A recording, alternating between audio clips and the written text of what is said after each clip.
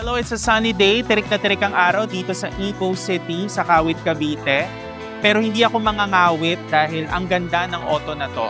What we have here is the BYD Sea Lion 5 DMI. Yes, narinig mo yan ng tama because meron ka ng BYD Sea Lion 6, but this is the little brother of that one. But it doesn't feel small because this is huge in fact.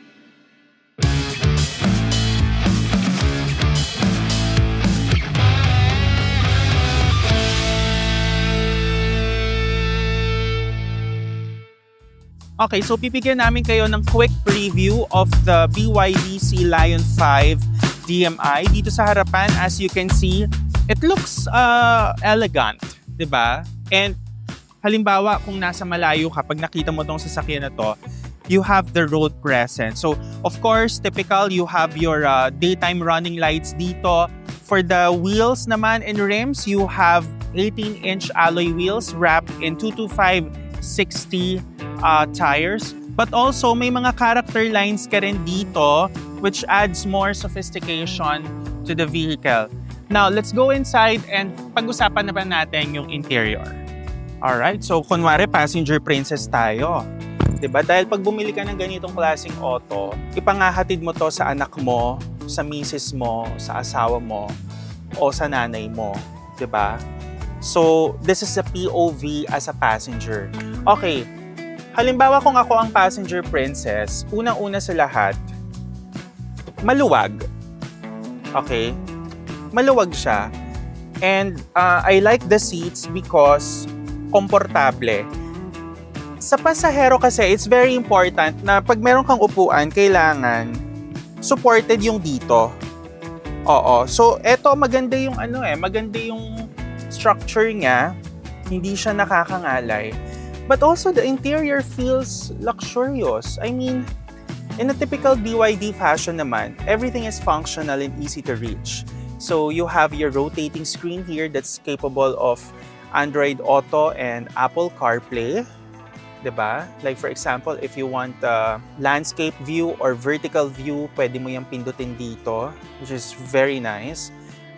Your aircon vents are easy to reach also. And you have soft touch plastics, which is kind of nice for its price point. Of course, the gear lever, simple, functional. Meron ka ring wireless charger dito.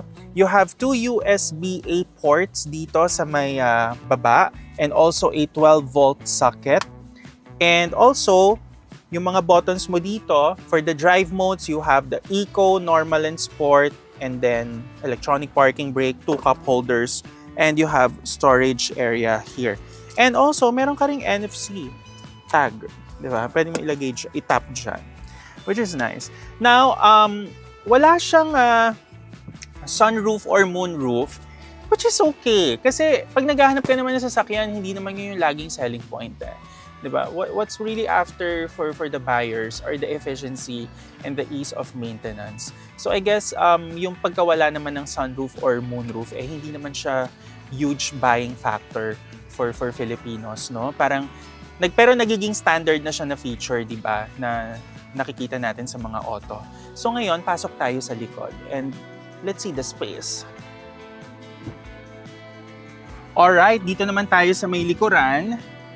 Oy, in fairness din naman dito ha, komportable din. You can adjust the sitting position dito sa may likuran. Meron kang lever dito. Ayan, pwede mo yan ma-move dito. Okay, so una sa lahat, kung ano yung material ng front seat for the passenger and the driver, it's all the same material dito sa may likuran. So I must say, komportable din siya. Okay? Pag binaba mo yan, meron kang cup holders dito. So kunwari kung magda-drive-thru kayo, di ba, lagyan nyo lang yan dyan.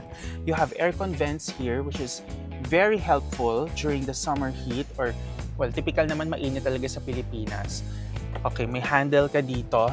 Maluwag, maluwag. I like the ergonomics of this car. Kasi kung ano yung material niya sa harap, yun din yung material niya sa likod. Now, let's go for the trunk space para ma-check natin kung kasya yung mga bagahe ng mga bata. Pagdating naman dito, manual open yan. Okay. Pero pag-usapan natin yung trunk space mo dito sa may likuran. Okay. So this one, pwede mo yung i-flip.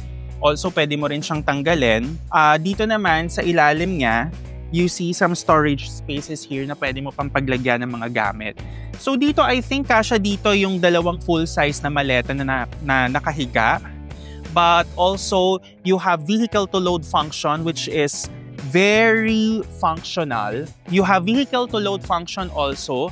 So like for example, if you are going for a road trip or maybe let's say glamping and magcha-charge ka kunwari ng power bank, or let's say you will power up your coffee maker, pwedeng-pwede yan dito. Alright. Also, you have rear wipers dito, high stop lamp. Also, gusto ko yung design ng gusto ko yung design ng rear taillights nga. Kasi LED to from here all the way hanggang dito. And also, kapag kailangan mo naman mag-charge, because this is a plug-in hybrid electric vehicle, pwedeng-pwede mo naman din i-charge yan anytime, anywhere. Lalong-lalo na kung halimbawang kailangan mo mag-amp up, diba? Or let's say sa bahay, i-charge mo, or sa mga malls, pwedeng-pwede. As for the power unit, this has a combined output of 197 HP and 300 Newton meters of torque with a combined range of over 1,000 kilometers. Hi everyone! Welcome to another episode of Clutch with Makoy Dubs. And currently we are here in Evo City, an Ayala Land Estate. Dito yan sa Kawit, Cavite, because we are invited by BYD Philippines through AC Mobility, the official distributor of BYD, to test drive and have a quick impression of the new BYD Sea Lion 5 DMI. And props to AC Mobility for making the BYD ownership more accessible to Filipinos with the introduction of the BYD Sea Lion 5 DMI. Now, you have the Sea Lion 6 na kalalabas lang din months ago, but we see a lot on the road already. Diba? Hindi pala a month ago. Diba? Almost a year na. And we see a lot of them dito sa Pilipinas because BYD also delivered the 10,000th unit to its customer. So props to BYD for that. 10,000 na ang units ng BYD dito sa Pilipinas. Good job. So now we are driving the Sea Lion 5 DMI, and this is the younger brother of the Sea Lion 6 DMI. Pero, syempre, I must say na kahit siya yung little sibling, it doesn't feel small because maluwag siya sa loob and at the same time, komportable siya. Which is, yun naman yung pinaka-importante din when it comes to owning any kind of daily driver. Kailangan komportable ang driver, but also dapat komportable din yung mga pasahero mo. So, 5-seating capacity po ito. And as you can see sa ating video ngayon, talagang komportable. Oo. And the build quality of the interior is top-notch. I really commend BYD for making the Sea Lion 5 DMI really comfortable inside. So you have your rotating screen here, the famous rotating screen of BYD, which is also capable of Android Auto and Apple CarPlay. And also you have a small display dito wherein you can see your speed, your economy, diba? Your battery charge, makita mo yan dyan. So the target market for this vehicle are definitely the ones na naghahanap ng first vehicle nila, pero yung mga budget nila siguro nagre-range from 1.1 million to around 1.5 million because I think the price of this one doon banda naglalaro siya. Diba? So, for a first car, tapos hindi mo naman din gusto mag-sedan or hatchback, this is a good option for you. Which is really true because the ease of ownership also is nice because you are only required to maintain this once a year. So, if you're talking about the ownership, yes, makakatipid ka talaga.